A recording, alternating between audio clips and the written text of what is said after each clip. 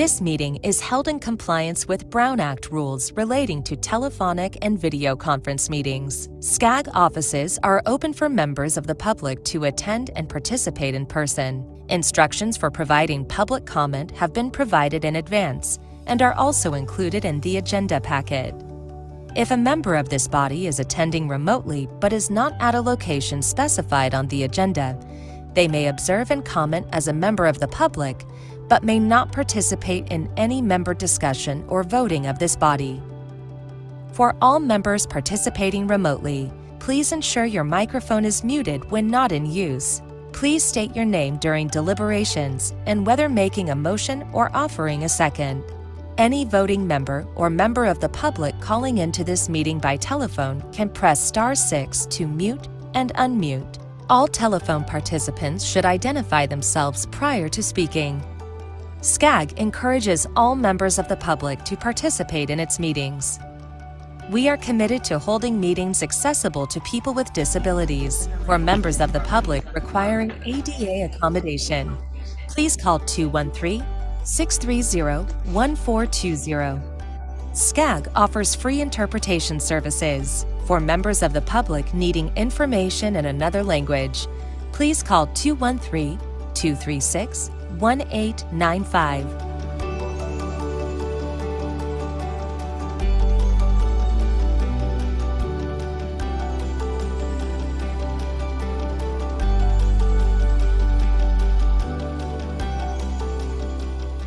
The meeting will now begin.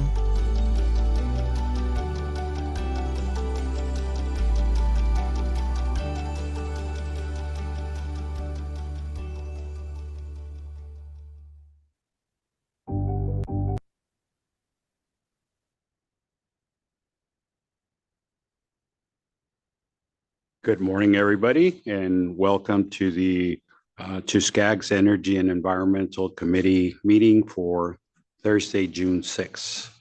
This meeting is now being called to order.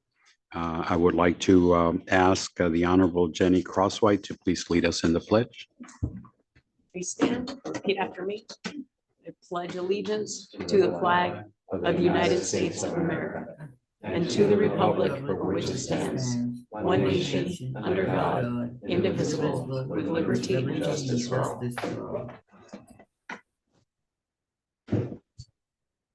Thank you very much. For those of you that noticed, we had a new video introductory with the rules. This is a new way that we're going to start our meetings rather than having the chairs or vice chairs or council read these notices. This is a stream way of just having everybody listen to the same thing in the same context every time. So just kind of so that you know what was different about that. We will now go ahead and ask the clerk to confirm if we have a quorum. Yes, Mr. Chair, we have a quorum. Thank you. We then may proceed with business. I will now go ahead and open the public comment period of the meeting. Staff, have we received any written or public comments after the deadline of 5 p.m. yesterday? And no, we have not. Okay. Then we will go ahead and allow public comment from any person that might be in chambers. Please come up. Seem to have nobody. Do we have anybody remotely that wishes to provide public comment, Madam Clerk? I see no raised hands. No raised hands. Okay. We will then go ahead and close the public comment period for matters not listed on today's agenda. I see one that just went up. Can't quite notice it, name on the screen. Can you catch that? I believe it's Michael Giantonio.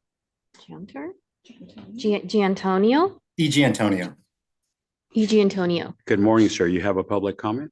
Yeah, yes, I apologize. I had a little technical difficulties there raising my hand.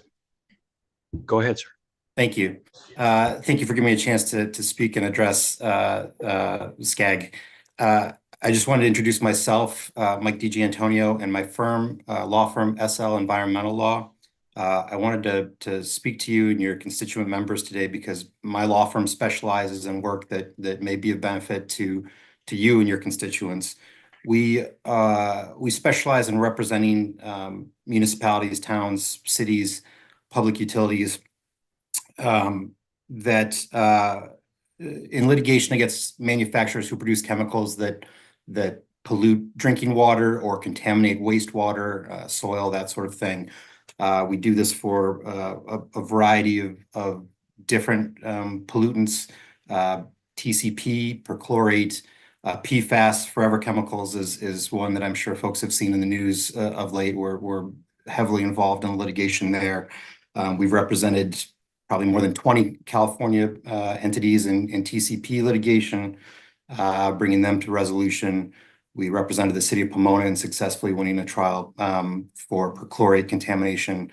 And we represent at least a couple dozen California entities and over 200 municipalities across the country in PFAS litigation.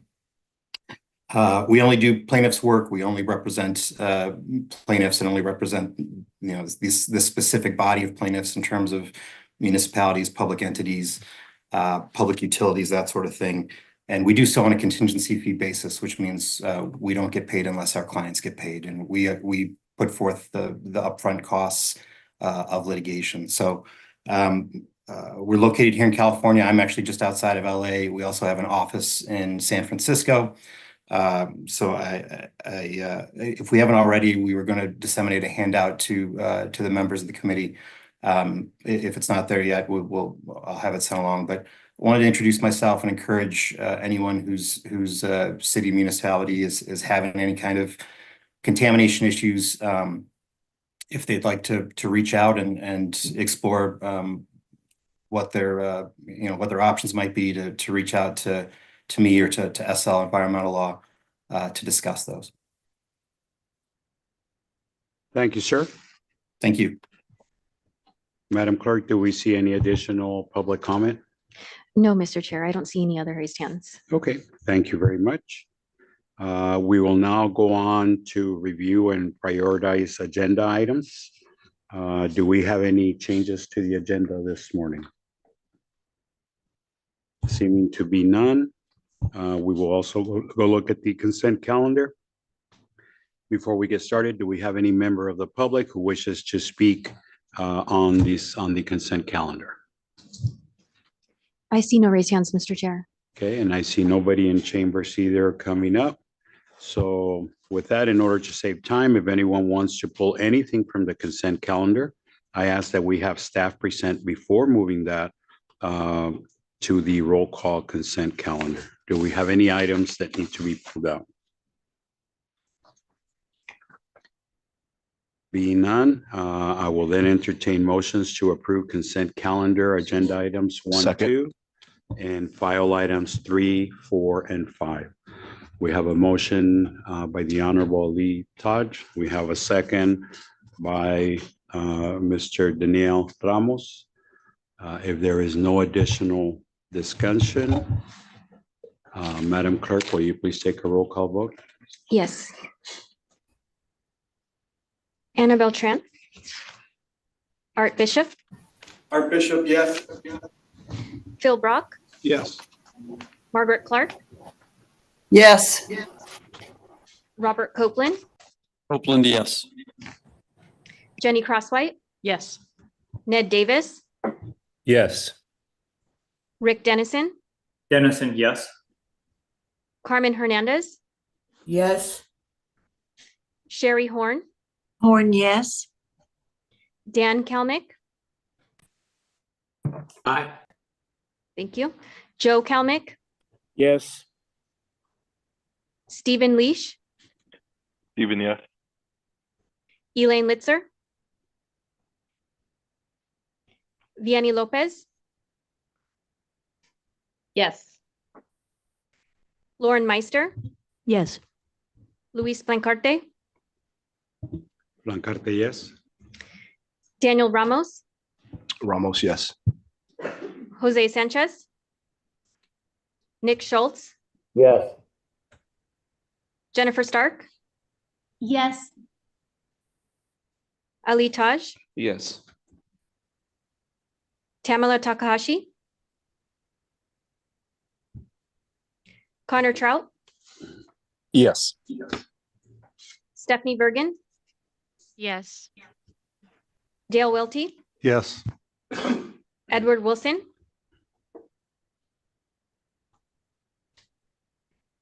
Mr. Chair, the motion for the consent calendar passes with 22 votes yes, 0 votes no, and 0 abstentions.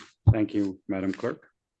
Going on to our action items for the day, we'll go on to agenda item number 6. You will find a backup for this on page 61 of your agenda.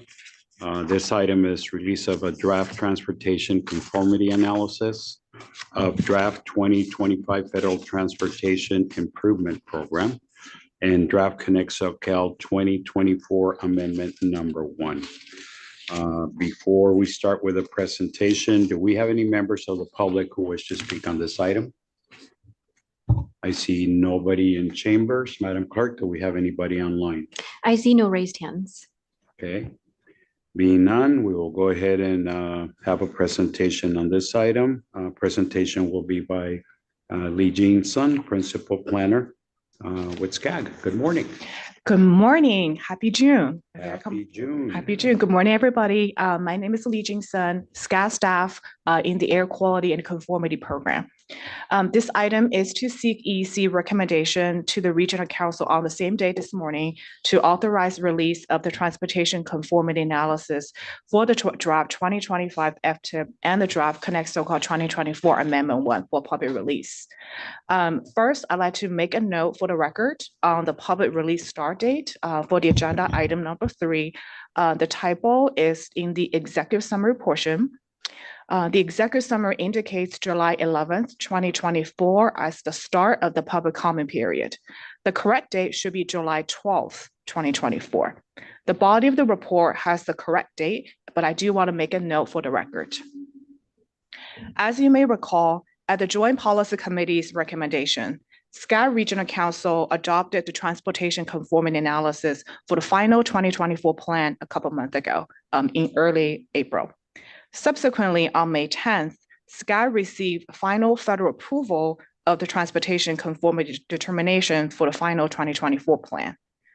Pursuant to the Federal Transportation Conformity Regulations, RTP-SES, FTIP, and their amendments must demonstrate transportation conformity. Staff is developing the federal required conformity analysis for the draft 2025 FTIP and the Connect SoCal 2024 Amendment 1. The analysis relies on and updates the federal approved conformity analysis for the 2024 plan and is expected to demonstrate positive conformity by meeting all 5 required conformity tests. These 5 tests are: first, consistency with the adopted Connect SoCal 2024. Second, regional emissions analysis. Third, timely implementation of transportation control measures. Fourth, financial constraint. Fifth, interagency consultation and public involvement. Since the Transportation Committee and the Regional Council will be dark in July, on a separate but parallel track today, the Transportation Committee is considering recommended approval to the Regional Council of the release of the draft 2025 FTIP and the draft Connect SoCal 2024 Amendment 1 for a 30-day public review and comment period starting July 12th. Upon completion of the public comment period, SCAD staff will provide responses to all comments and include them in the proposed final documents, including the associated proposed final conformity analysis in time for EEC to make a recommendation for RC adoption in September this year, and then RC adoption in the following months, October this year. Federal approval of the 2025 FTIP and First Amendment to Connect SoCal 2024 is expected to occur this December. Once we receive the federal approval this December, important transportation projects in the documents will be able to receive the necessary federal approvals to move forward towards implementation. This completes my brief presentation and welcome any questions you may have. Thank you. Thank you very much.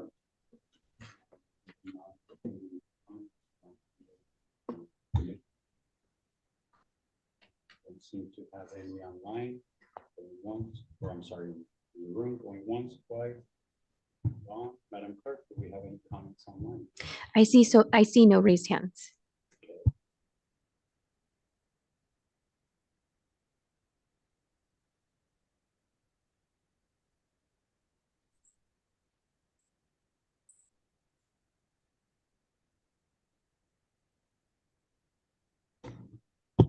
So moved.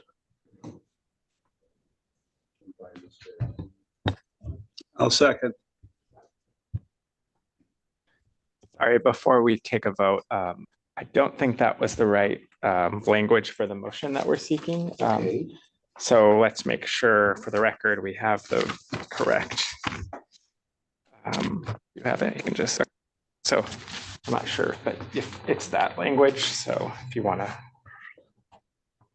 Here, I'll go ahead and read it for the record. So the motion will be release of the draft transportation conformity analysis of draft 2025 Federal Transportation Improvement Program and draft Connect SoCal 2024 Amendment 1.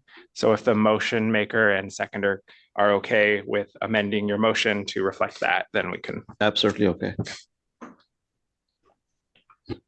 Yes, sir. Thank you. Okay, so we have a motion by Mr. Todd, a second by Mr. Ramos. Being no additional comments, Madam Clerk, will you please call for the vote? Thank you, Mr. Chair. I'll proceed with the roll call. Annabelle Tran, Art Bishop, Art Bishop, yes. Phil Brock, Yes. Margaret Clark, Yes. Robert Copeland, Copeland, yes. Jenny Crosswhite, Yes. Ned Davis, Ned Davis. Davis, yes. Thank you. Rick Dennison, Dennison, yes. Carmen Hernandez, Hernandez, yes. Sherry Horn, Horn, yes. Dan Kelmick. Dan Kelmick, Aye. thank you. Joe Kelmick, Yes. Stephen Leash, Stephen Leash, yes. Elaine Litzer, Vianney Lopez, Yes. Lauren Meister, Yes. Luis Plancarte, Blancarte, yes. Daniel Ramos, Ramos, yes. Nick Schultz, Yes. Jennifer Stark, Yes. thank you. Ali Taj, Yes. Tamala Takahashi, Connor Trout, Yes. Stephanie Bergen, Yes. Dale Welty, Yes. Edward Wilson. Mr. Chair, the motion passes with 22 votes yes, 0 votes no, and 0 abstentions. Thank you very much. Thank you to the members of the committee. We will now move on to the informational items on today's agenda. We'll go to item number 7, Connect SoCal 2024 Sustainable Community Strategy. This is located on page 66 of your agendas. Do we have any members of the public in chambers wishing to speak on this item before we get started? Madam Clerk, do we show anybody online? No, Mr. Chair, I see no raised hands. Okay, then with that, I will go ahead and call on Camille Guiriba, Senior Regional Planner with SCAG, to present on this item. Good morning. Good morning, committee members. In April, we reached a major milestone with the adoption of our latest Regional Transportation Plan and Sustainable Community Strategy, Connect SoCal 2024. With the adoption, it was the culmination of an extensive planning and visioning process over the last 3 years. Connect SoCal 2024 provides guidance to align policies and investments across our region to achieve our shared goals.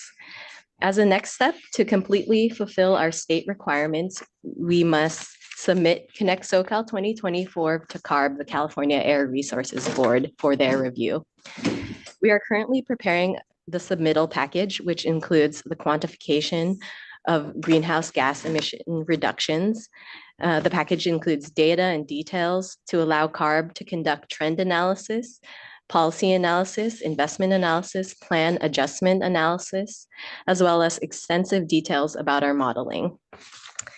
We will be submitting the package to CARB this month, after which they will have 60 days to evaluate it in order to accept or reject SCAG's determination that the SES, if implemented, meets the GHG reduction targets of 8% by 2020 and 19% by 2035. Acceptance of SCAG's determination by CARB is important to the implementation of projects included in Connect SoCal 2024 that may be seeking certain state funding sources that require that projects are included in an approved RTP and consistent with an approved SCS. If CARB rejects SCAG's determination of meeting the GHG emission target, SCAG would need to revise the SCS or adopt an alternative planning strategy known as an APS, demonstrating the ability to achieve the targets. Meeting the SB 375 target is the role and responsibility of each MPO in meeting the state's broader climate goals. The path to achieving the state's goals of reducing GHG emissions by 85% below 1990 levels and achieving carbon neutrality is articulated in CARB's 2022 scoping plan. The scoping plan covers sectors beyond transportation, including energy and industry. The most recent 2022 scoping plan included an action to reduce VMT per capita by 25% 2019 levels by 2030 and 30% below 2019 levels by 2045. For SCAG, our SCS targets are expressed in terms of GHG emission reduction, not VMT reduction, but these variables have historically been closely correlated. However, these bold commitments in the CARB scoping plan would equate to far greater reductions in GHG emissions than SCAG currently achieves by meeting the SB 375 targets. I'm sharing this context on the scoping plan because this year, CARB will initiate a target update process. And this is the first target update process since the release of the scoping plan. And the targets were last updated in 2018, and the new targets will be set by 2026. These new targets will apply to our next RTP SES in 2028. We will learn more details from CARB in July, and SCAG is curious to understand how the 2022 scoping plan and the 2023 Advanced Clean Cars 2 regulation will factor into the target setting process. We'll keep the committee informed as we learn more. Thank you. Thank you very much. We will now go ahead and entertain comments from members of the EEC. We'll go ahead and start with Mrs. Crossway. Yeah, I have a question. It talks in the report about, at least at one point, CARB had some disagreement with staff on the calculation of the auto operating costs. And so it sort of explains in there that we were maybe using a different model, or can you talk to where we're at with that and how likely, I mean, this is sort of speculative, but kind of how likely we think they are to continue to disagree with that? Or do we think we can convince them that our modeling is correct? Or yeah, we're hoping that our approach is going to convince them of this. And we've worked, our modeling folks have worked closely with the modeling staff at the big four MPOs. And we feel strongly that the data reflects the most accurate and available data, whereas CARB was insisting on using the 2019 approach, which didn't consider like EV adoption as much. And so that is, I think we feel confident in our approach and hope that disagreement is resolved through the evaluation process. thank you. Any additional comments from members present? Madam Clerk, do we have any raised hands online? No, Mr. Chair, I see no raised hands. Okay, well, thank you very much for your presentation. Very complete. Keep us posted as things develop. Our next item, number 8, is one that our presenter will not be available until 10:30. And so that we do not have a time gap there, I would like to go ahead and take chair's privilege and reorganize a little bit of these informational items. And with that, I'd like to just move over to our reports. And that way we can cover some of that time and perhaps finish a little bit earlier. I'd like to turn it over to Ryan or Rachel, who is going to do the next item. I'll go ahead and jump into an item we have on the staff report. So many of you may have been following the state budget and you're aware of the deficit at the state level and the ongoing negotiations. You may have also been aware that legislative leadership on May 30 from both the state Senate and the Assembly released their joint legislative plan. This shows tremendous progress in a number of items that we here at SCAG really care about. As a result of advocacy from members as well as staff, the joint legislative plan restores funding for some of the programs that are really important for this agency and our members, and reverses some of the cuts proposed, or potentially reverses some of the cuts proposed by the governor's January budget proposal, as well as the May revision. This budget plan would reduce the proposed cuts to the Regional Early Action Planning Program, known as REAP, from 300 million, which is proposed in the governor's plan, to 50 million. And it would also protect the active transportation program, which was proposed to be cut significantly as well in the governor's budget. Restoring the REAP 2 funding program, would be, as well as the active transportation program, is really critical for the goals of Connect SoCal and are really critical resources for plan implementation, and especially for local partners who are working on a variety of housing planning and infrastructure projects with this funding. This is an ongoing negotiation between the governor and the legislative leadership, and we will continue to monitor this and see how it eventually plays out in the final budget. Assuming that some of those cuts are reversed, we'll go ahead and restart the REAP based on with those final numbers and come back to you with that information of how it's moving forward. I'm happy to take any quick questions or comments on that if there are any. Do we have any questions or comments on these reports? None? Okay. Rachel, do you have anything you'd like to report on or update us on? No, I do not have any comments for us today. Okay. For myself, for the chair's report, number 1, I'd like to welcome the Honorable Jenny Crosswhite as vice chair. She is first meeting. So I hope that she gets an ample opportunity to elbow me or kick me as I'm forgetting things, and to keep these meetings running. Welcome. Anything you'd like to say? Good. Okay. Next month's meeting, we are dark. I just wanted to make sure I reminded you that SCAG, all meetings will be dark.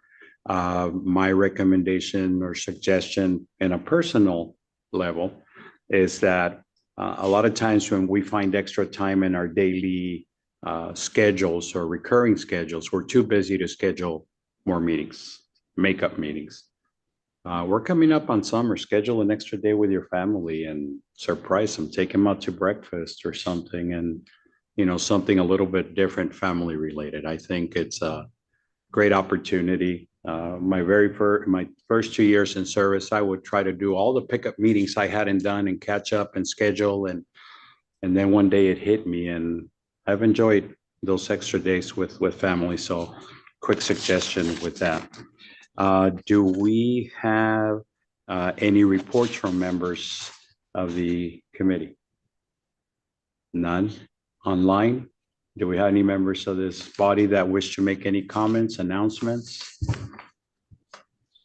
I don't see any raised hands, Mr. Chair. Okay.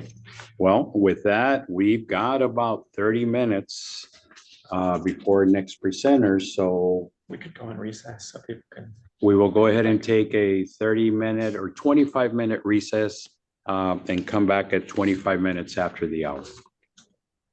Thank you.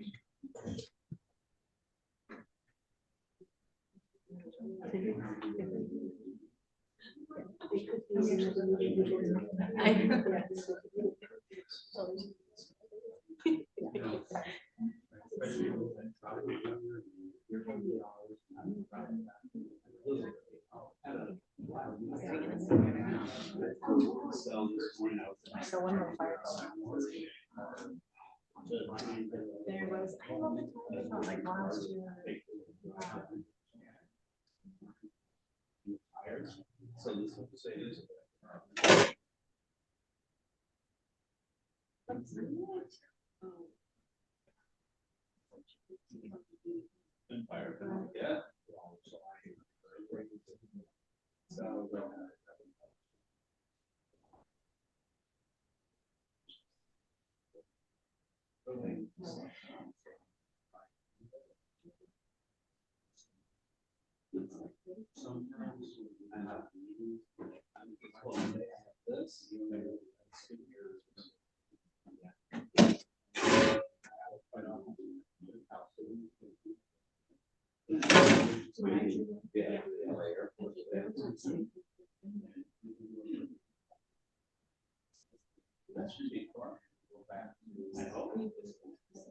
That's what I want to get. Great. Last year.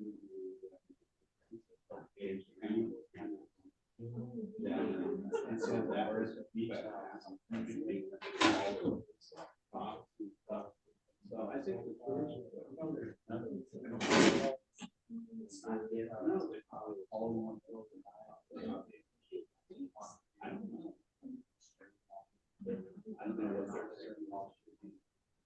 I'll just try and be there.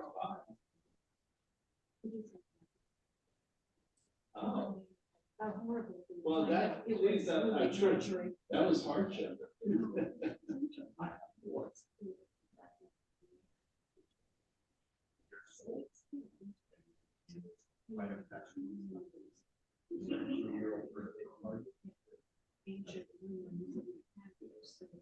Yeah, and it's like Greece is basically.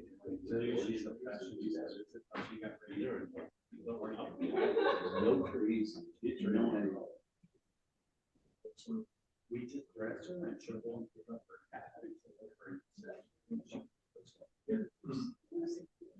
oh my God. Is that the only? Granddaughter, my only granddaughter.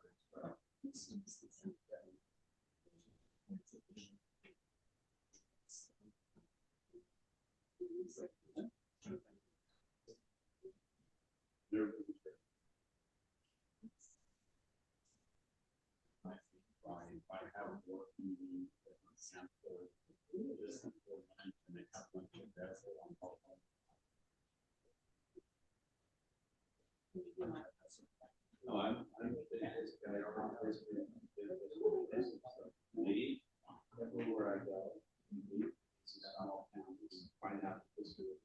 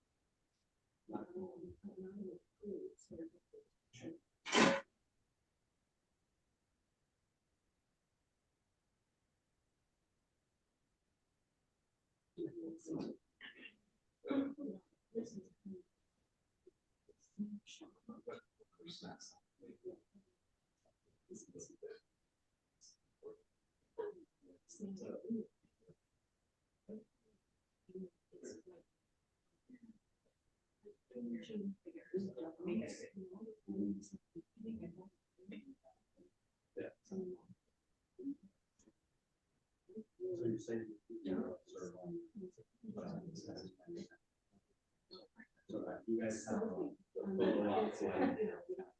less than a reason you don't. Come on now. Yes.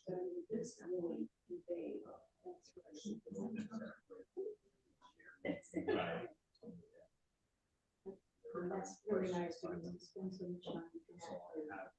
Even if you're busy, if you're stressed.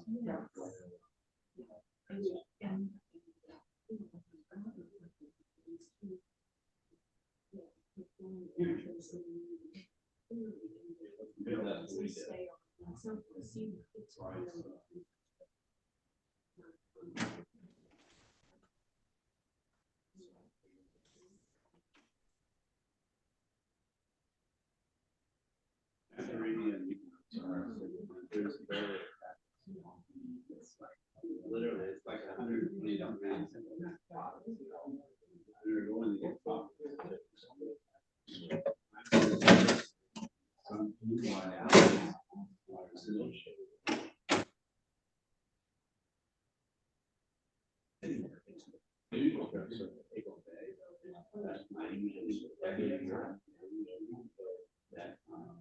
Each one in March, it's still cold. I'd rather have it colder than tons of heat.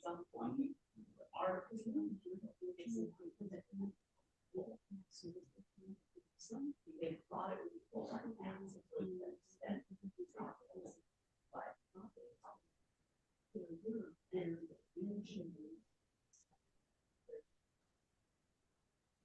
We're just gonna ship it out farther because you're not looking sure where it is.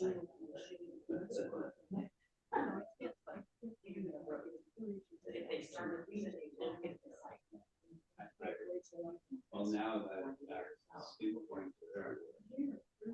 The latest one is. Gonna add it.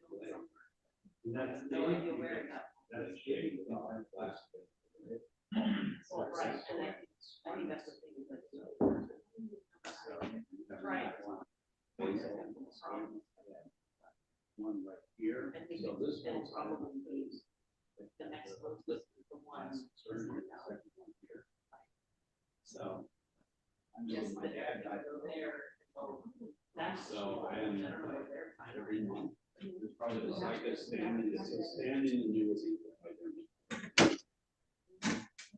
And that's when it's been extended.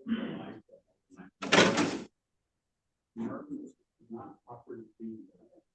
So there's more. I just don't know. Because two times, no, two times I didn't notice. All of a sudden, wait till this one, they did 15 times. I started 9 and 60. They finished at 5. That is still huge. Yeah, everybody's got that.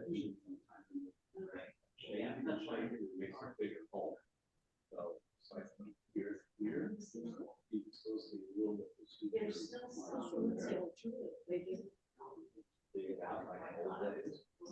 So my old German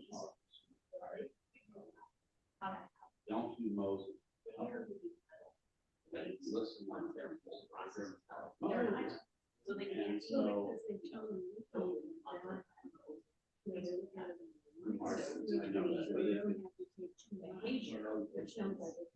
rather just have them dig it out like a whole bag full of because the Lowe's. I remember when we got the first one was here. It was like that.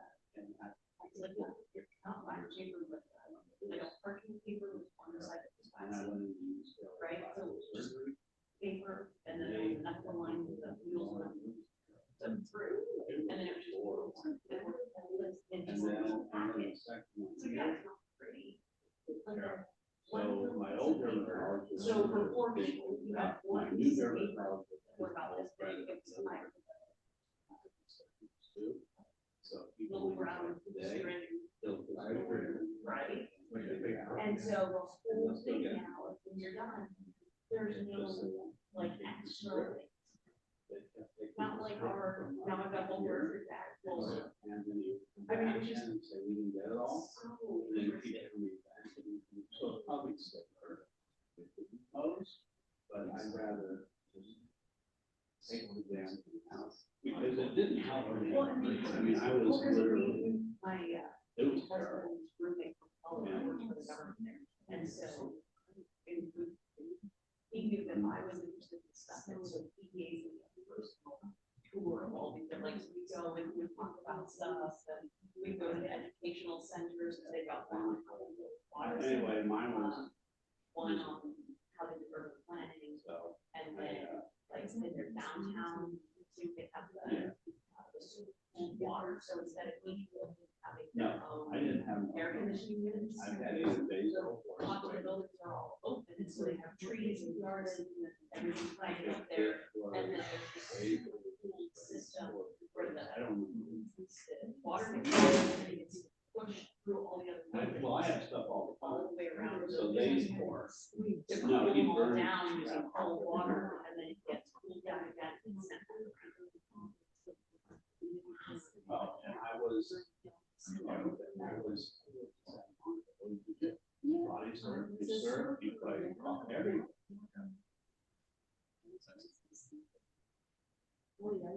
And you were supposed to try and get dark, and hard for like.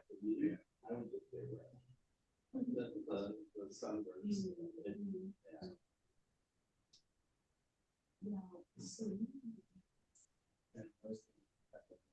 No. Yes. We are. No, most of the stuff on my scalp is. Yeah, I mean, that helps. That No, definitely helps. they get those. No, that does help.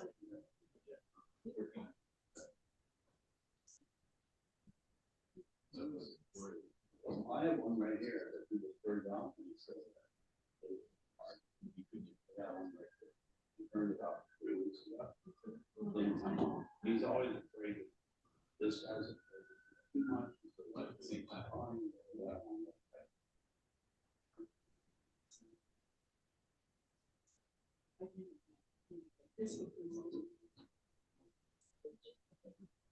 Yeah, that's what I have.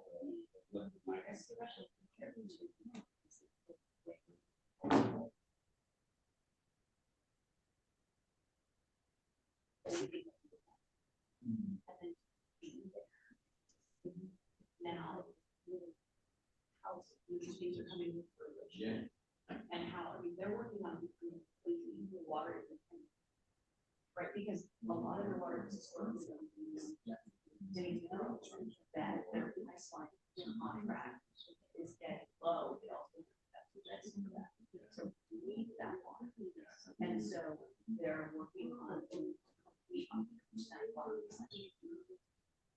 Right? And I mean, instead of and then nobody wants to go anywhere near it. Yeah. Right?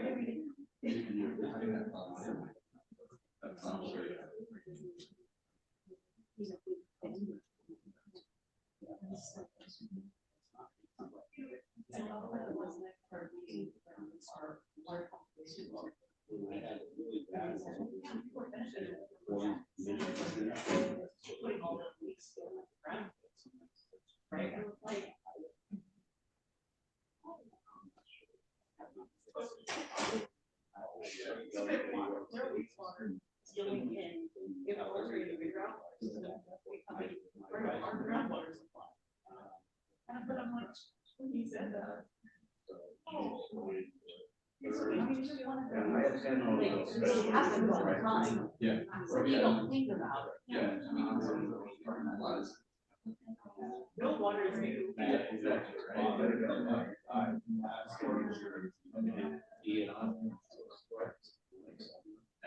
So I'm not sure.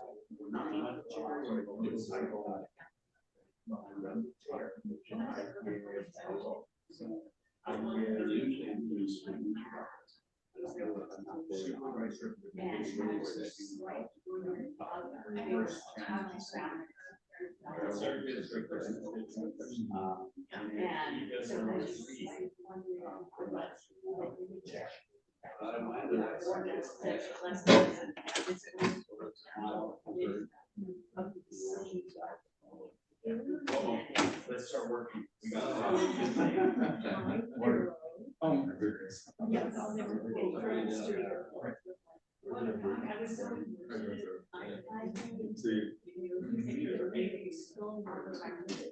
sorry. I know.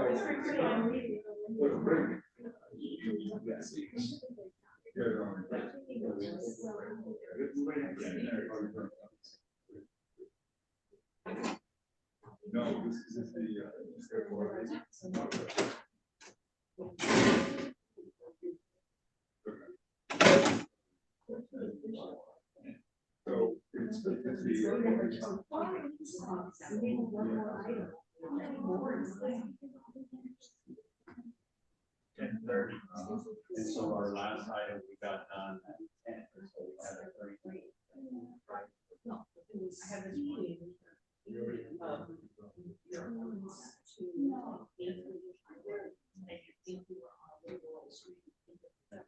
You never know. You never know.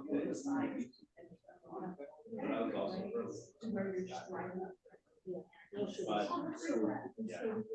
FDA and the effort there. I got there at 7:00 last night. I got there at 7:33. I was out of there by 8. So they're really good, of course. Cities cost a lot, so but they are the loaner. And I'm gonna attempt to say this. Really helpful. Yeah.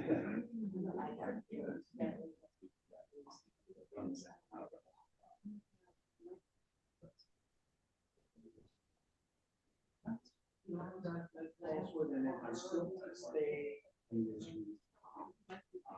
If I decided to vice president, what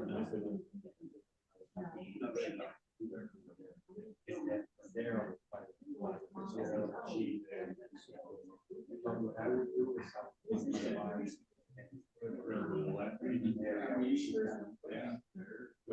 and I was so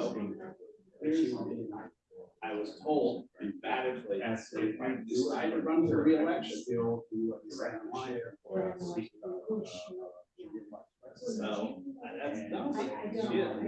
but that's why I did it. Literally, I'm not sure because I'm not sued. You at least have something close to environmental stuff. And if you help it, where I can fly within 3 hours. I can either play a city actually in the we have 2 high speed. And so at this point, so they don't have to hire inside of one. See, I'm not a Tesla. I went to I finished breakfast with your mayor last week. And then went to lumber party and I got enough juice to get home. So it wasn't bad. I haven't had a problem. I got down to the day I was going to West Hollywood that race. Also, I was down to panic. But I got some juice before I left West Hollywood. It's actually I guess I read emails and hang out with a bird and stuff like that. At first, I was like, my God, it's just not. And they just put so that I can not. Having said that, you can always go read. Wherever I go, because all I gotta do is just pay for everything.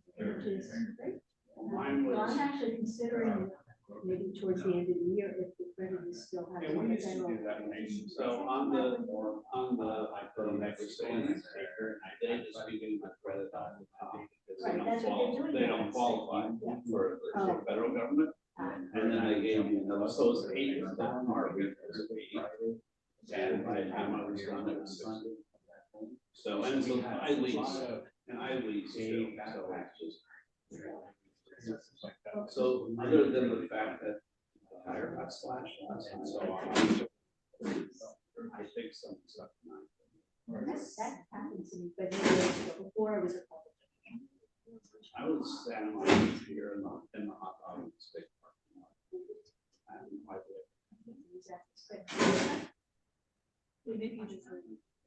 no, this was the side. I think it's just random. Years ago, and they did the whole block.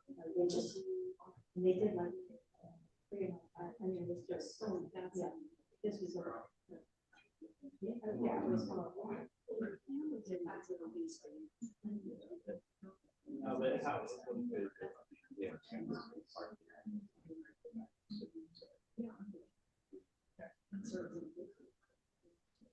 Well, I'm vindictive too, but now the hassle. Yeah. And I was down here, we had a big night.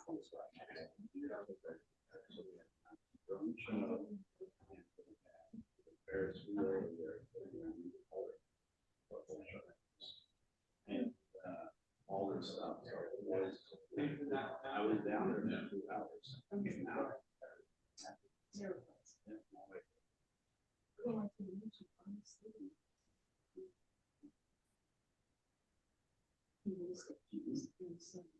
But you need to get, so there's the slow ones, which are very much.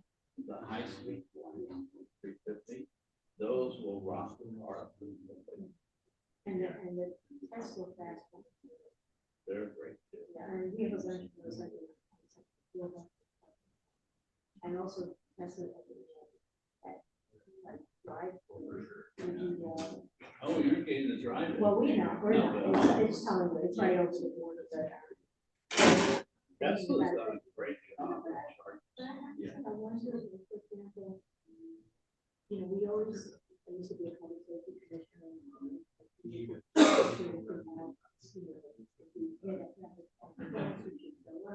Which you just didn't know what happened. So I wonder in my new position with NLUD, which is the emergency network, with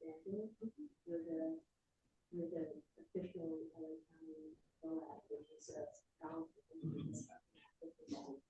So I'm wondering if it's better than have a gas vehicle versus an electric vehicle, which would be harder to get, you know, during a big emergency. Gas. Well, then that's why you want to do a hybrid. Yeah. Because that way you're safe either way. But if you're low, you're low. But I usually don't. So that's the other thing is I try not to get below like today.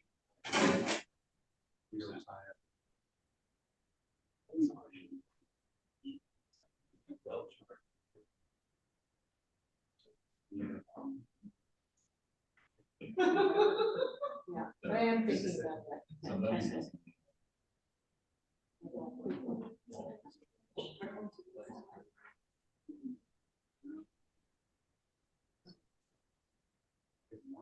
People and my friends, several different friends. Oh, that's really right. Yeah. And I remember you saw the agenda, the amount of people that are participating. This, you know, this how was it? I haven't been to it so years ago.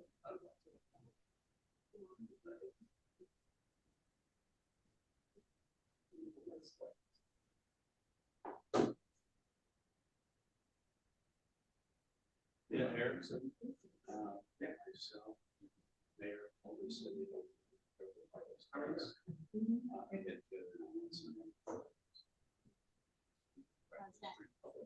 well, you know, actually, this one was inconsequential. Well, you know, Friedman's okay, and the mayor oversees everything, but she's really sweet. Well, it's hard not to like her, you know. And Eric says when he comes in, and then I hear all these stories.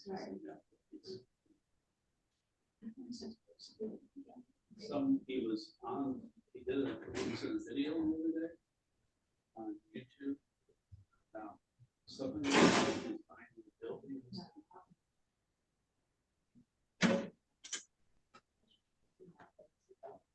Yes, and he went off. He was I watched that. I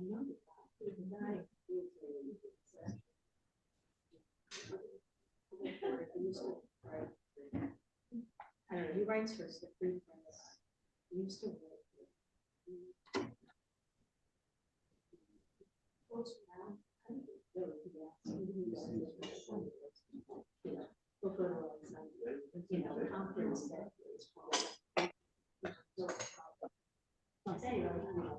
doing this, what does this mean? So the interviews are always using.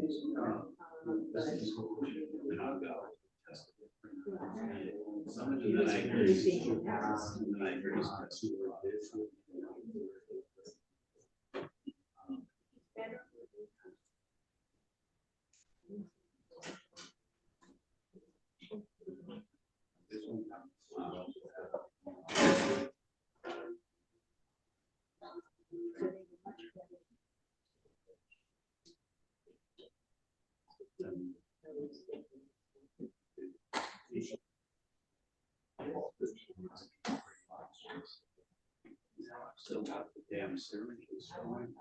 Barbara Ferrara and the giving syringes out and pipes and reading.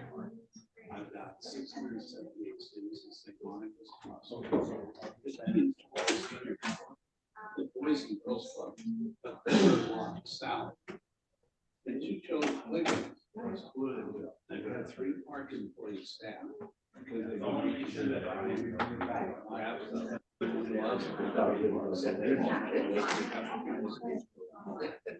to me, she wants to go to Canada.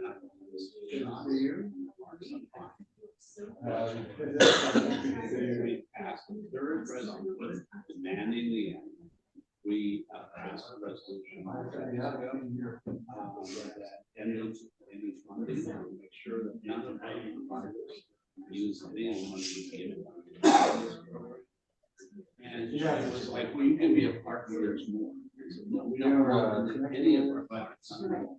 You're facilitating suicide.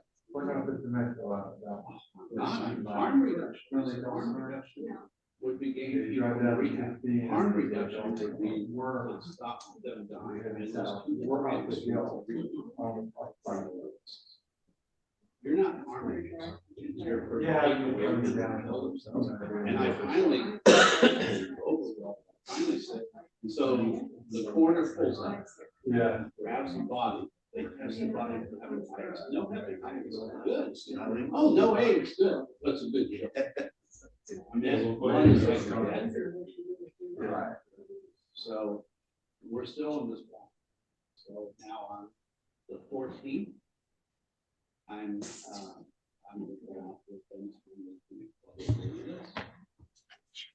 all right, good morning. We are back after a recess. We're going to go ahead and initiate with item number 8, agri-hoods, housing developments with agricultural amenities. You may find this on page number 69 of your agendas. Do we have any members of the public who wish to speak on this item? Looking here in chambers, does not seem that we have anybody. Madam Clerk, do we have anyone online? No, Mr. Chair, no raised hands. Okay, so with that then, I'd like to go ahead and call on Scott Songrass, partner with Merristem Communities, to present this item. Morning, Scott. Good morning. Hey, everybody. Thank you for having me join today. So we've got a quick presentation for you all just to outline some of the benefits of incorporating agriculture into community development that we're going to cover here in this presentation. Real quick, I wanted to take a minute to just explain myself and who I am. So Scott Snodgrass, like I was introduced, and I'm founding partner of 2 different firms. The first is Agmenity, and that's where most of this information today will come from. Agmenity is a full-service agricultural amenity design, consulting, and operating firm. So not only do we help master plan community developers, jurisdictions, school districts, and hospital districts design their agricultural amenities, but we also help operate them. And we have a number of full-time farmers across the Southeast United States working at multiple locations. And then I also have a firm, Merristem Communities, and we are master plan community developers ourselves. And so our first project is in the suburbs of Houston. It's called Indigo. And so merging these 2 together, I have a viewpoint on how agriculture is incorporated into real estate development, and have been working in that space for most of a decade now. I'll also add in my work at Agminity, we partner with other consulting firms in this space and do a lot of work with jurisdictions. So some of the information we'll go through today, I've learned working on projects like doing the urban agriculture plan for the city of Dallas that was adopted by City Council last year. Currently working with the Council of Western Governments in Connecticut that covers the western part of the state there as well, doing assessments of agriculture in their communities, as well as looking at what they can do specifically in their land use codes to encourage more agriculture and support the existing agriculture. And another part of that also, I'll say with Agminity, we learned a lot and shared a lot of what we've learned working with the Urban Land Institute. There was a workshop held, I think, in 2017 in Encinitas, actually. That was through the Randall Lewis Center for Sustainability in Real Estate. I know some of you know Randall Lewis has been involved with this organization as well, but thanks to his leadership, the Cultivating Best Practices report that was put out in 2018 really is one of the, I'd say, the more robust resources related to looking at incorporating agriculture into the real estate development framework. So, what are the benefits of bringing these agricultural components at whatever scale they are? And we're talking a huge range here from, when we look at this, we look all the way from community gardens or encouraging private gardening on private property, all the way through very large scale farms, public lands, all of those things. So it's a huge scale of agriculture that we can look at when we're incorporating it into the real estate development framework. And some of the benefits that we see as we work in this space, we'll outline here. So first is on the food system side. Education is really important, getting your residents in your jurisdictions to understand the food system. We've made things so convenient and easy that people just don't even think about it most of the time. In Southern California, of course, they're probably confronted with the large scale agriculture from time to time driving around in your area as well, and maybe a little bit more familiar than the rest of the country. But certainly people understanding where their food comes and then respecting the processes that are needed to create it and the land that's needed to create it as well. The second would be resilience. I'm based in Houston, Texas, and we've seen this a lot in the past 5 or 6 years. We had Winter Storm Uri rush through Texas and shut down our entire power grid statewide because we have to be on our own power grid for some reason. And because of that, we had farmers who had like frozen chickens in their freezers that were going bad because they were starting to thaw because there was no power. And we had people who wanted to eat chicken who couldn't access it anymore because the logistics supply chain had been so disrupted that people were not able to get groceries at the grocery store. Our grocery stores were empty. And so this, local agriculture components can tie that back together. If the local farmers are in a neighborhood, people know about that local farmer, then they're able to go and just purchase goods directly from that farmer and support them in that moment of need, where both parties can benefit from the relationship in a time of crisis. And so we're creating great resilience in the food system when we bring agriculture closer to the places that people live and work. And then equity in food systems as well. Our land use codes and our food system are both, incredibly inequitable. And so when we take a look at those two components together, we're able to weave them together to increase equity for populations that historically have been underserved, oppressed, ignored. On the human health side, obviously, some of these items under human health and environmental very much depend on the way that you're farming. So human nutrition, in our country, we don't eat enough fresh produce, fruits and vegetables. So there's just kind of like getting people to eat more fruits and vegetables. And I have 3 young children, and I know that when I bring something home from the farm, it almost always gets eaten. If I bring home carrots or some fruit, it's almost always consumed. If we buy carrots or fruit at the grocery store, lots of times it doesn't get consumed. And so there's the higher we can get those levels of consumption on fruits and vegetables, the better off our kids and our families will be. There's also the physical activity side. In a lot of our agricultural amenities that we place in master plan communities, we see residents coming out to exercise around the farm, either walking to the farm or going for a run and running through the farm as a part of their daily activity. They want to enjoy the views of the landscape there. But also, we have residents who come out and volunteer in those farms. And so places where the agricultural components can be connected into the community, and either it's a nonprofit or educational farm, or it's owned by the community. In those scenarios, you can actually engage the residents in the activity of farming itself, and they can get physical activity that way. There's exposure to nature. I know forest bathing, hit social media 4 or 5 years ago, and everyone talks about all the data that's coming out now related to neuroscience and being in nature. And so, it's something like blood pressure goes down after just a couple of minutes of being in a natural setting. And so farms give you a green space that is a natural space, but at the same time can produce other benefits beyond just being nature. There's social connectedness. This happens around agriculture, but it's really more around the food side of agriculture that we see in most of our communities. A lot of the agri-hoods across the country have either a pizza oven or an outdoor kitchen built into the farm, and we see those serve as hubs that residents start to gather around. And so people really enjoy that connection point of food, and we see relationships that grow out of people's interest in agriculture. And then gut health, kind of related to number one there, nutrition as well. That if we're eating food that is closer to our plate, it's grown closer to our plate, it's more likely that we're getting the healthy microbes that we want on that produce, and less likely that we're getting communicable diseases from that produce. And so the closer we can connect people to the actual farms growing their food, the more we can improve their gut health. And then finally, environmental.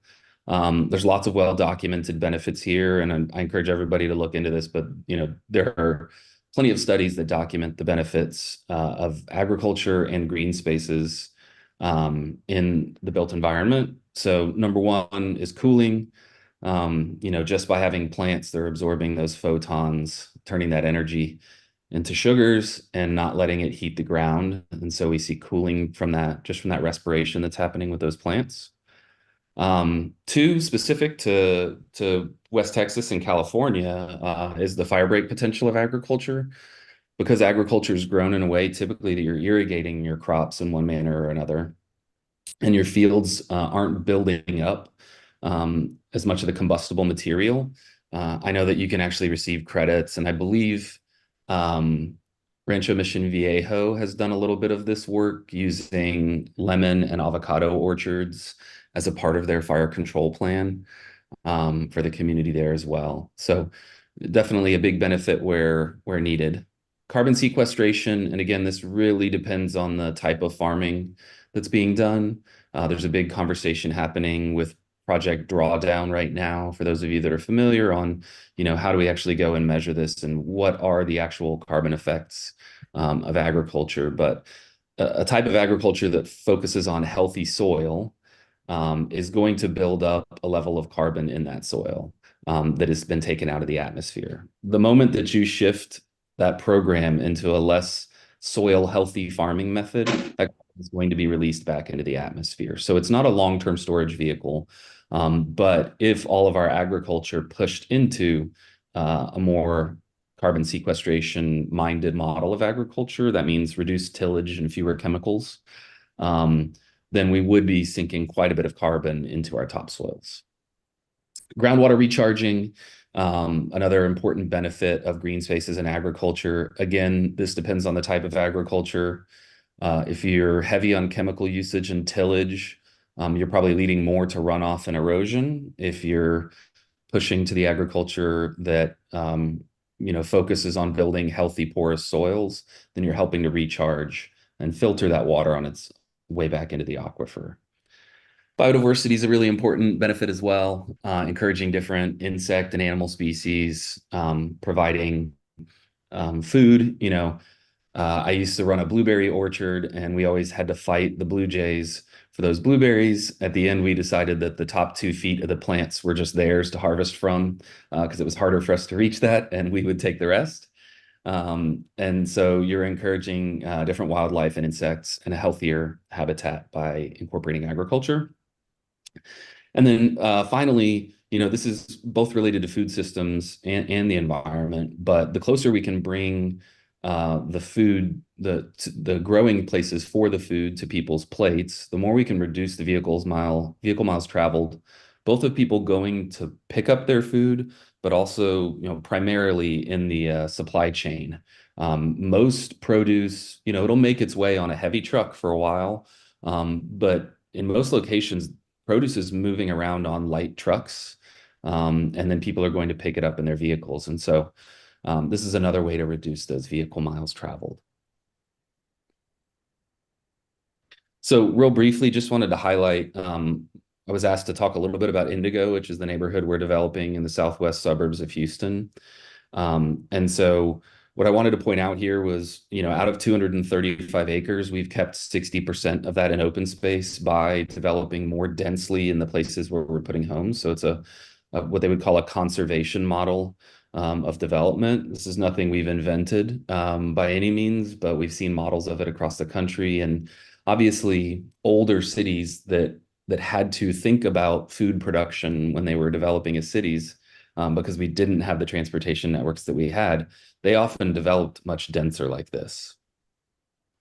So we developed, you can see the area with the 1 over the top of it there is our mixed use town center, and the vegetables are under the number 4. I guess, I don't know if you can see my cursor, but vegetables are right here. And then the pasture part of our farm, which will be primarily poultry, is over here under number 7 to the far east of the property. And what we wanted to do was create a place where people could actually walk to get as much of their produce as they possibly could. So the furthest home to the farm is about an 8-minute walk to get there. So it's about a third of a mile for people to walk there. And so we thought that connection was really important, both to provide people opportunities to reduce their vehicle miles traveled, which frankly, more and more, I think we're seeing that people are happy to do that when they have the opportunity. And so for us, that meant density to get the number of people in the area that we needed. We're dense for the suburbs of Houston. We are not dense for lots of other places in the country. I think we're at 8 units an acre, and the standard in our area is probably high 3s. And so we're much denser than normal framework in our area. But getting people, in the mixing of uses as well. So bringing the retail closer into the community, not pushing it to the major thoroughfares, but actually bringing it into the neighborhood. And then finally giving people a safe and enjoyable place to walk. So we've done a lot of work with street safety. We've taken sidewalks off of the streets and put them into linear green spaces. Worked on our raised pedestrian crossings and all those things as well.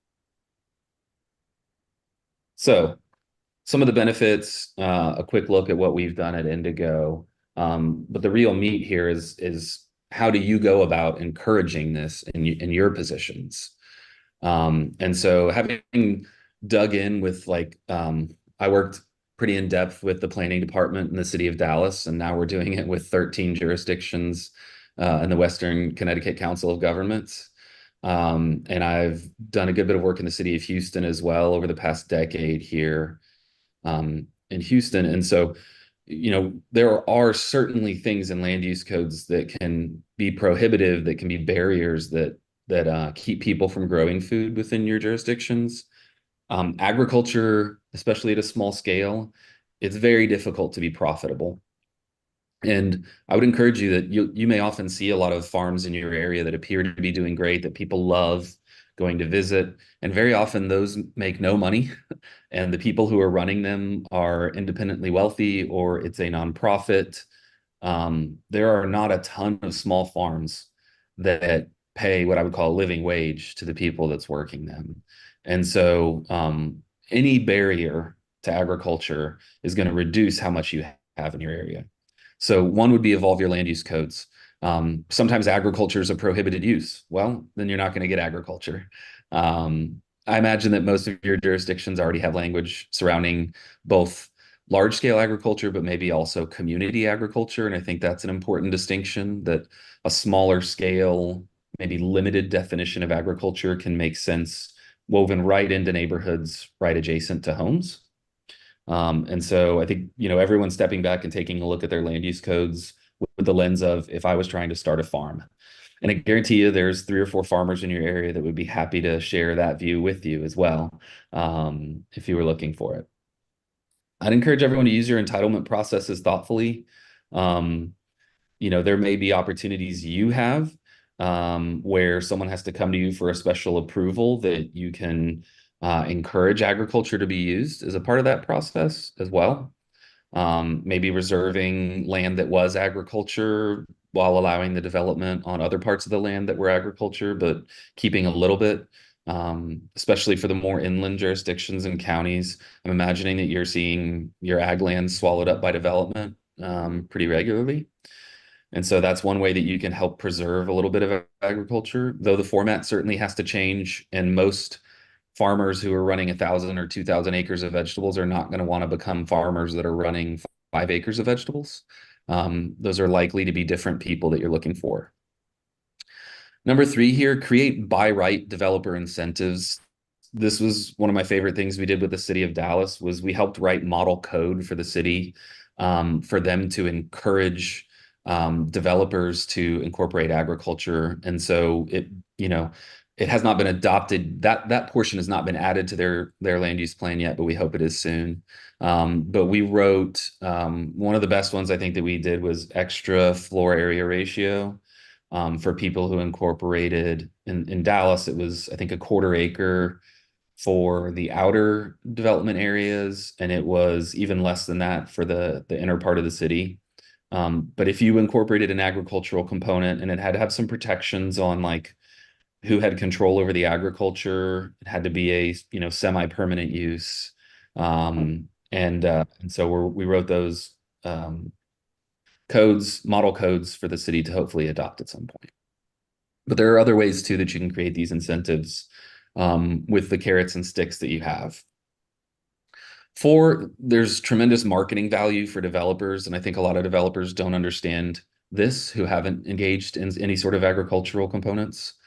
And so definitely all the developers that we work with, we end up becoming like half of the marketing team. And we provide the content. Like, this is Ruben and Anna, our farm team at Jordan Ranch in the western suburbs of Houston. So we run photo shoots, we create content, we write blogs, manage the social media for the farms. And our developers have gotten to the point where sometimes their marketing directors just are basically reposting the things that we do at the farm, and that becomes the bulk of their marketing. People love to see images of farms. It's nostalgic, it's emotionally activating, it feels good. And so I would encourage you to remind your developers that you're dealing with of the marketing value that they can achieve by incorporating agriculture as well. And that may make some of those entitlement issues a little bit easier to swallow for them. You also have to gather your agricultural communities a little bit. Lots of times farmers end up in a silo and they don't connect with each other as much as they should, both to advocate for their own benefits, but also to share with the city what might be a better way to work with them. And so I know in Houston, we've had a really fragmented small farmer community over the years, and we've tried multiple times to get them together. What I've seen work in a lot of areas is when the city hires either an ag director or at least has someone on their team host agricultural coordination meetings. That's really where those communities start to grow. So when the city sponsors or the county sponsors something like that, for small farmers, it tends to be a little more effective. And then finally, share ag resources. And a lot of this is probably related to funding. So if you have someone on your staff working in grants, and there are grants that are available to private businesses or nonprofits within that that are related to agriculture, definitely sharing those things with your local communities can be a big benefit to them as well. So I will stop there, and we'll be happy to answer any questions that anybody has. Thank you very much. Very interesting presentation. Do we have any comments from members of the EEC? Yes, ma'am. Thank you. Hi, I'm Lauren Meister, and I'm a council member in the city of West Hollywood, which is probably one of the densest cities west of the Mississippi. I'm all for nature-based solutions, and this seems to be such a wonderful thing to include in our communities. But unfortunately, because of state laws over the last few years, our cities are losing local control over land use policies. And the only incentives that it seems that the development community likes is let's increase density and height and just fill the envelope with cement. So it's not really a question, but a suggestion that you approach our state legislators, since they're the ones now making all these rules that are preventing us from putting in requirements in our zoning codes for something like this. And also, I don't know how you do it, but reach out to the development community and maybe, BizFed and BIA and talk about the benefits so that maybe they would understand a little better why green space and agriculture is so important for our future. Thank you. Thank you. Ms. Huff? Thank you so much for that presentation. It's very encouraging. I represent one of 4 small cities on the Palos Verdes Peninsula, and our city has traditionally been equestrian oriented, and so many of the things you've referred to are very exciting. One of the trends that we deal with is, as Councilwoman Meister mentioned, is more and more density encouraged by the state, but also as more new and younger couples and families move in, many of our equestrian properties are just kind of being transitioned to more of a city feel. And so that's something that we feel like we really need to try to confront. I think some of your ideas would be very helpful for us too, in terms of encouraging people to use their property for more agriculture, as well as just a more of a country feel. So thank you for all of the ideas. Thank you. Where are we at? Oh, there you are, Mr. Brock. Good morning. Good morning. Well, I want to back up what Councilmember Meister is saying from West Hollywood. The state mandates, if we have a half acre of land in Santa Monica, that would be another 8 to 10 story apartment house. So, I can't even get developers to put trees in. I've now got my Lincoln Boulevard, which is 4 blocks, chock block of 6 to 8 story buildings. And that's now a minimum. I've got 24-story buildings planned downtown, which we have absolutely no control over. So I would love to have some agriculture in our city, and we are handing out free fruit trees, and that went over really well. But honestly, in my city, which has over 11,000 people per square mile, I'm taking the last remaining surface parking lots and giving those to affordable housing developers, where if we're lucky, they'll put in 1 tree. So I've said this before here, our tree canopy has gone from miserly 18% down to 12% just in the last 6 years. We're going the wrong way in many of our communities. And HCD doesn't seem to recognize the fact that trees, for instance, stop global warming, that 10-degree difference between needing air conditioning and no air conditioning. And fruit trees, yeah, I'd love to have even a community orchard in my city. But if the state doesn't require those housing developments to have an iota of green space, we're not able to do anything. Thank you. Thank you, Mr. Brock. Seems to be no additional comment in chambers. Oh, yes. See, I keep That's all right. missing them. I was letting others in the room go first. So I'm trying to think how, because I was trying to think through our local requirements and how like we had to increase our buy right recently in order to get our housing development or housing element finally approved. So I guess my question, and maybe for staff, I'm not sure if our presenter is familiar, how familiar he is with the California regulations, but I'm just wondering, that's like he was talking about, buy right as related to if it includes agriculture. But if you're already required to do buy right anyway, is there anything that we can do in terms of incentivizing agriculture? I mean, fortunately, we have two developments who have put in community planting beds. One is a master planned community that Mr. Lewis, his company, was involved with, and another is affordable housing project that has raised planter beds throughout, and that has been really popular. But we didn't have any influence in encouraging that to happen.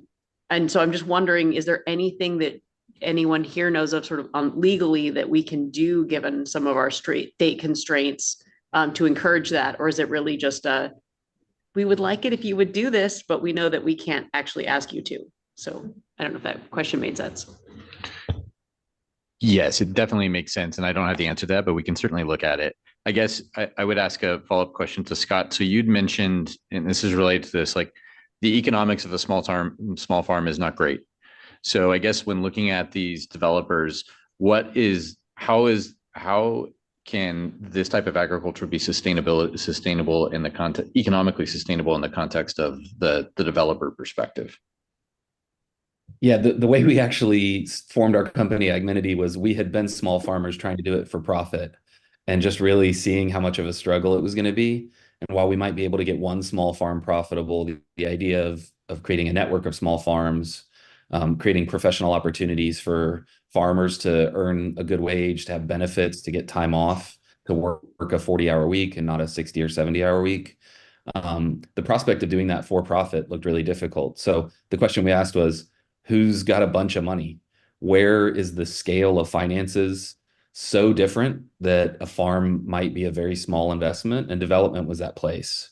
So all of Agminity's farms are owned by either a homeowners association or a public finance district. In Florida, it's CDDs. In Texas, we have some other districts that own them. So they're funded basically through taxpayer revenue there. And so that makes them a little more public. It does give the public control over it. I understand things are very different for you in California, but I would encourage looking into some of those districts that you are able to form to use them for funding. The initial development funding is almost always done by the developer. It's not a huge cost to them. It's similar to other amenities they would be putting in, often cheaper than other amenities they'd be putting in. So getting it started is pretty easy. It's keeping it going that you really got to work a little bit more on the finances long term.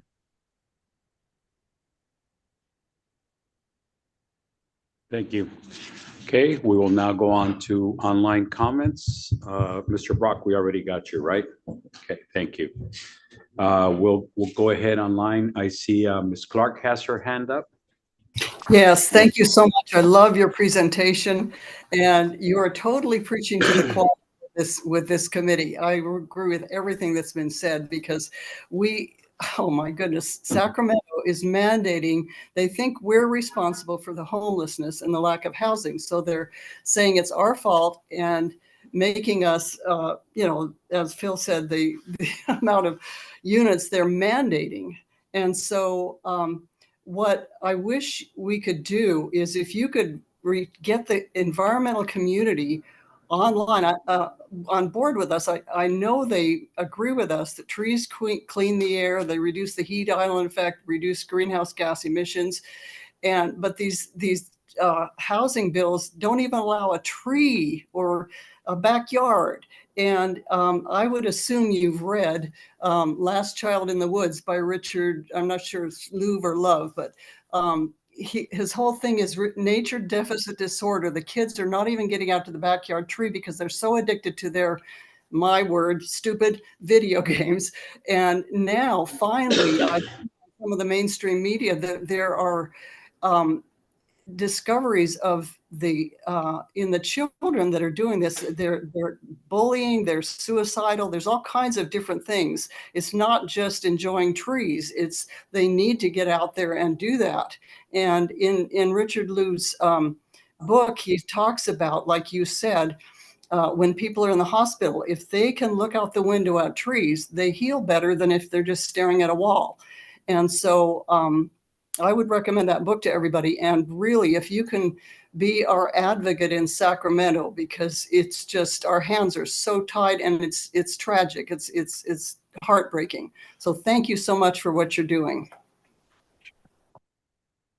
Thank you, Ms. Clark. Mr. Davis? Thank you. Enjoyed that presentation immensely. I just want to point out a couple of things. It might be more about gardening than farming, but that space that those buildings that the state is forcing us to build, or developers are building, have rooftops. And a rooftop is a perfect place for a garden, or could be called urban farming or whatever. We have in Westlake Village a company that has built a retirement community in a building that has services for people retired and memory care and that kind of thing. Gardening and sort of like the same idea, the walk through the forest or the walk on the beach, is an activity that can be done on the rooftop. In addition to that, the activities of pollinators, hummingbirds, butterflies, these things can be supported on these rooftops as well. And so one of the things I'm trying to get in Westlake Village is, when we were in the county of Los Angeles, there's a rule that you can't have an apiary or a beehive unless you have 20 acres to put it on, which is fairly ridiculous, because beehives can be put into an urban setting or even a suburban setting very safely. I'll just point to the cathedral at Notre Dame in France. On their rooftop, there are beehives. And when the fire happened, interestingly enough, the beehives were the part of the roof that was spared. And in the redesign of the cathedral, they are emphasizing the bees and the importance of bees in the middle of Paris. So fruit trees, we have families here in Westlake Village that have fruit trees everywhere. And the bees are required to make the fruit. So if we can have sort of a raising of the consciousness of what kind of things can be done, even on a small scale, to grow food as an activity, Mrs. Clark pointed out, there's other activities than playing video games you can, and if you have low income housing in particular, gardening might be a thing that would work, and bringing people together on the rooftop. And not only that, you have the stars above you as well at night. So anyway, thank you for the presentation and the thoughtfulness of it, and for my rambling comments. Thanks. Thank you, Mr. Davis. Okay, well, if there are no additional comments, Scott, thank you very, very much. Very informative. I'm sure there'll be some of members of our committee who might very well be reaching out to you. Thank you. Sounds good. Thank you all. Okay, moving on to agenda item number 9, California Department of Food and Agriculture Healthy Soils Initiative. This item starts on page 76 of your agendas. Do we have any members of the public who wish to speak on this item? It seems that not in chambers. Madam Clerk, I'm not seeing anybody online. Do you concur? I concur. There's no raised hands. All right. So being no public comment, we will go ahead and ask Virginia Jameson, Deputy Secretary of Climate and Working Lands with the California Department of Food and Agriculture, to present on this item, please. Hi, good morning, everybody. Can you hear me okay? We do. Good morning. Great, thank you. So nice to be with you, and I just really appreciate your interest in this topic, and I'm honored to be here, so thank you for the invitation.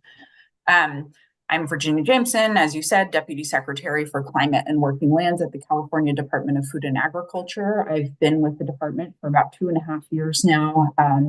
Previously, I was with the California Department of Conservation, running all of the farmland conservation programs. I love this job. I learned so much, and I'm excited to share some of it with you today. So can we go to the next slide? So you probably don't need too much of an introduction to California agriculture. You've got a lot of it within the SCAG region, but just for folks who may not be aware, California is the largest agricultural state in the United States, and it's got such an important role to play in both the national and global food supply. And for example, in 2022, the estimated farm gate value of California ag production was $59 billion. Which is twice that of the next two largest states' production. And our agricultural production constitutes 11% of all of that in the US, with California producing almost half of all the fruits, nuts, and vegetables in the United States. All of those really nutritionally dense food products are grown right here in California. And that includes over 400 different commodities, and we lead the nation in almost 80 commodities, and some of them are things that are only produced here in California, like almonds and raisins. So hopefully that's helpful context for you. So next slide, please.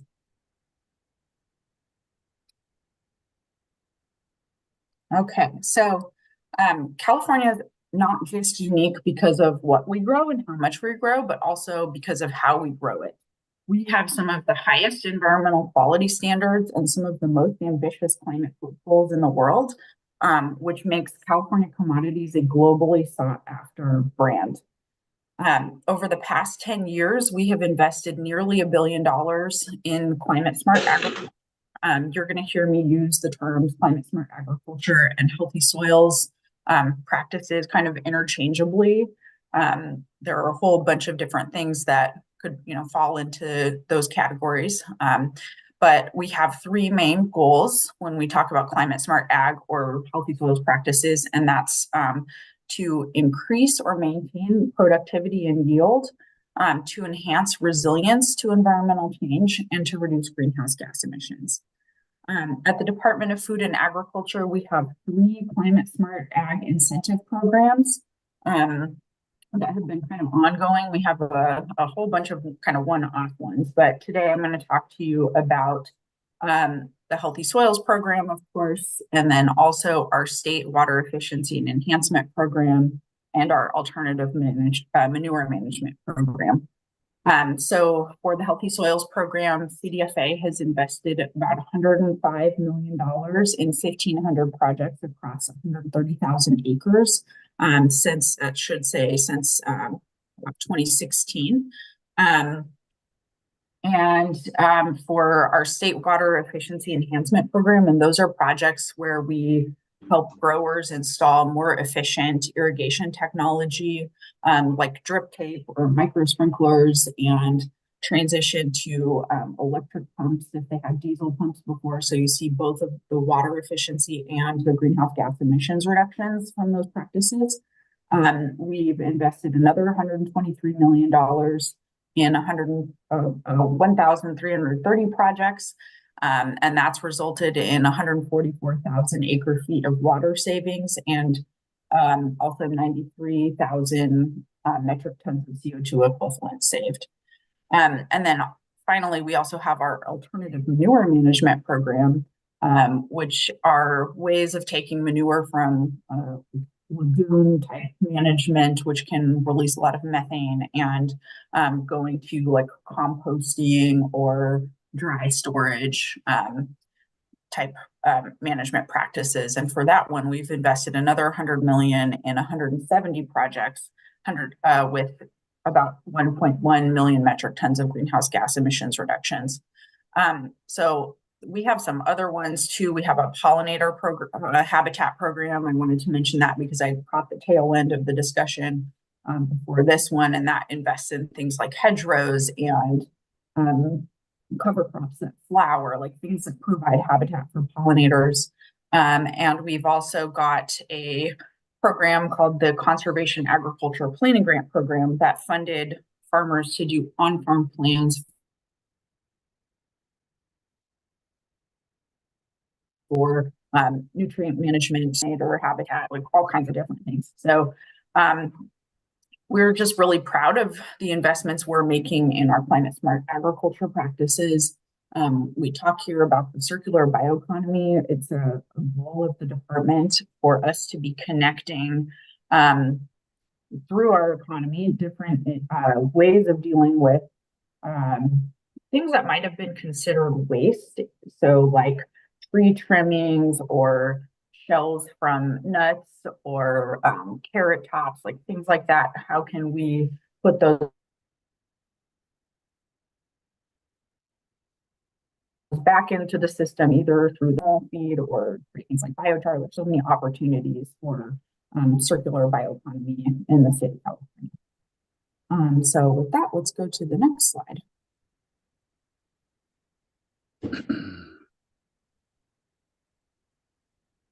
Okay, so you all specifically wanted to know about the Healthy Soils Initiative and the Healthy Soils Program. The Healthy Soils Initiative is it's a group of basically state agencies that got together to collaborate on promoting soil health across the state, not just on private lands, like such as the incentive programs that CDFA offers.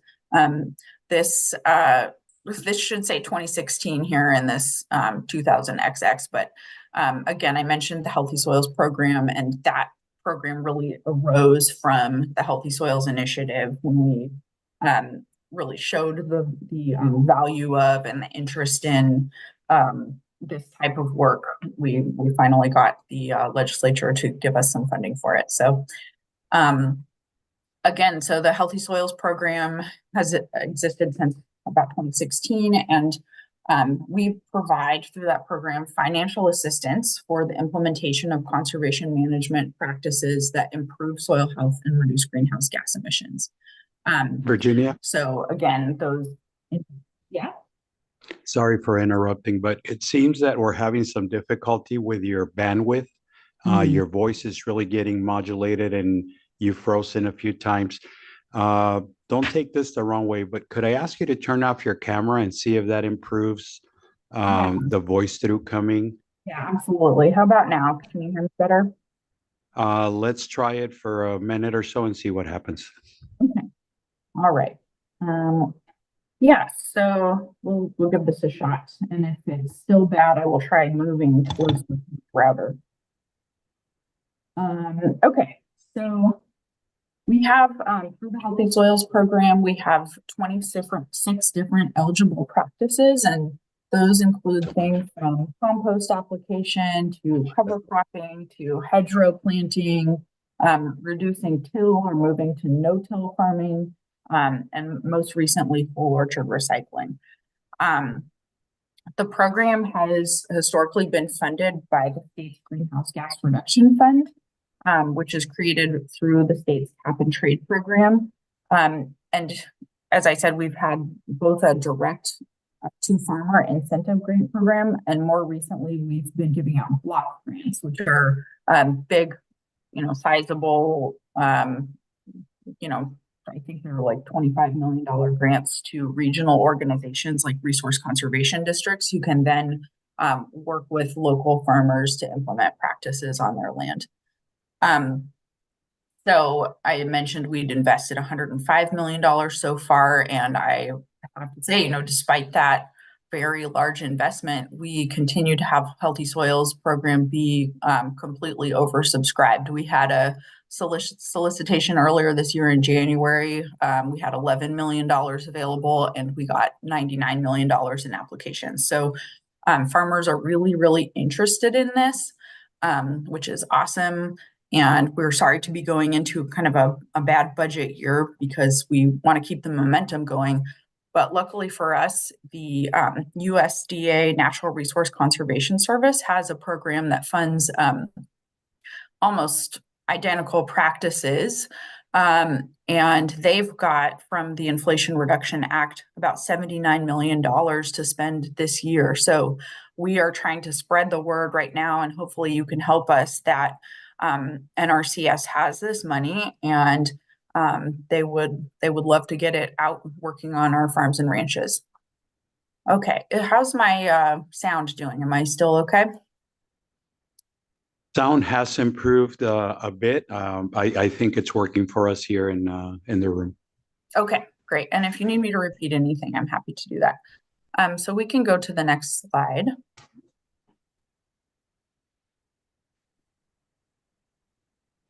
Okay, so I wanted to talk about a new statewide initiative because it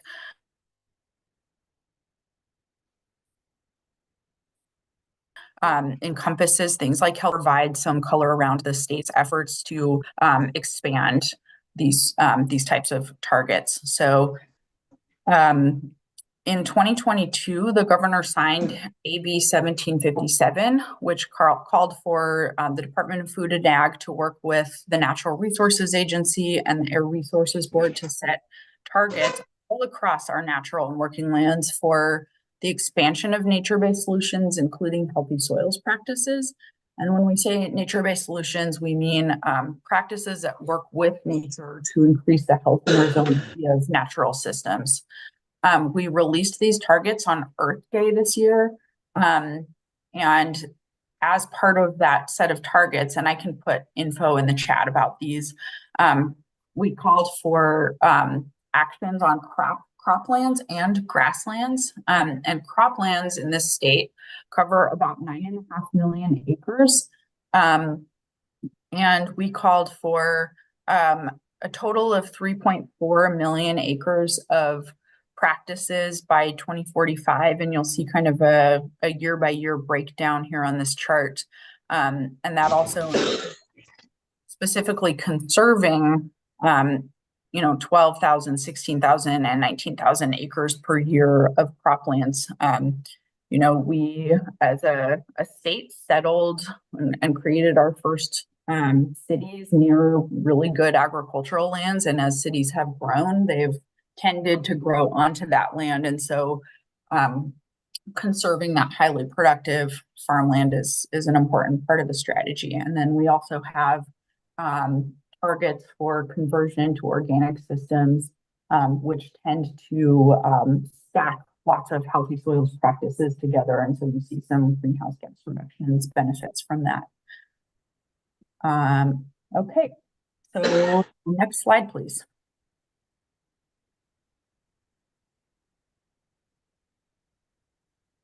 Okay, so I really want to press the importance of technical assistance in doing this work.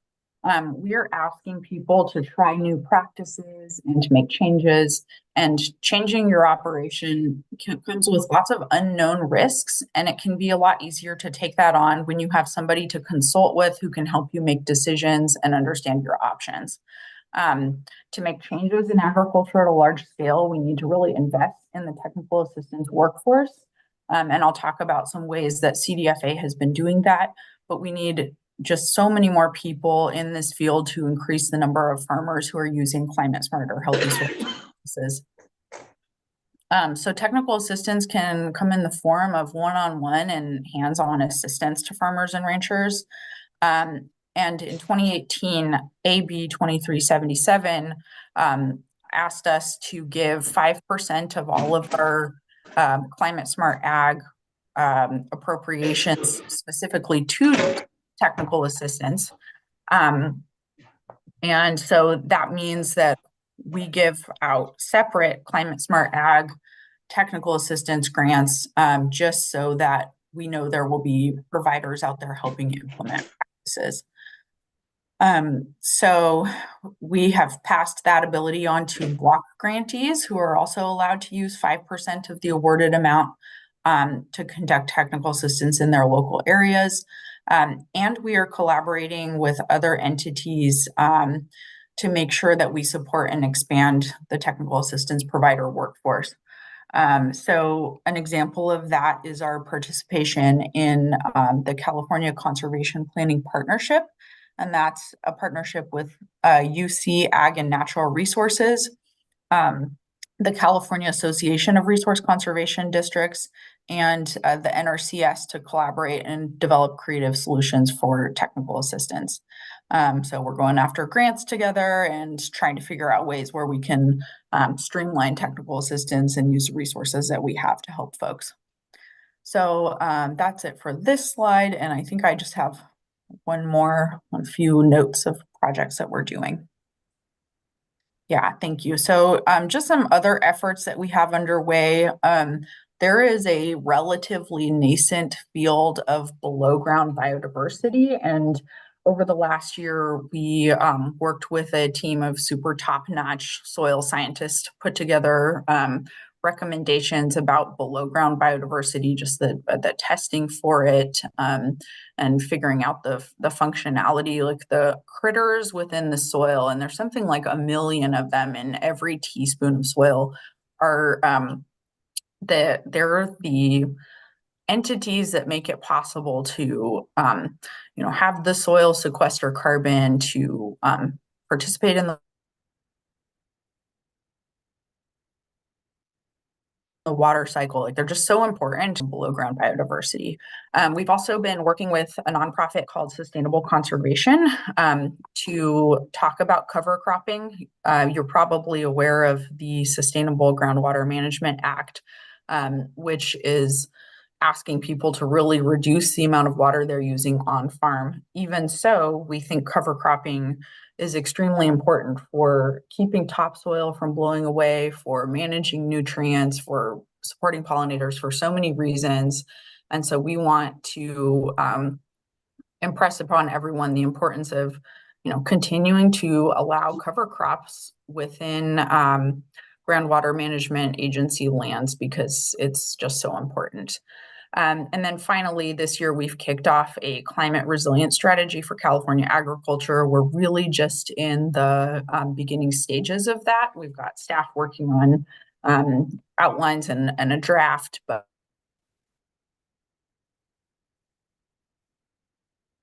we hope that over the next year, those of you who are interested on the document, we really want to capture all of the actions that the state is doing to promote climate resilience in California agriculture and identify opportunities for further action.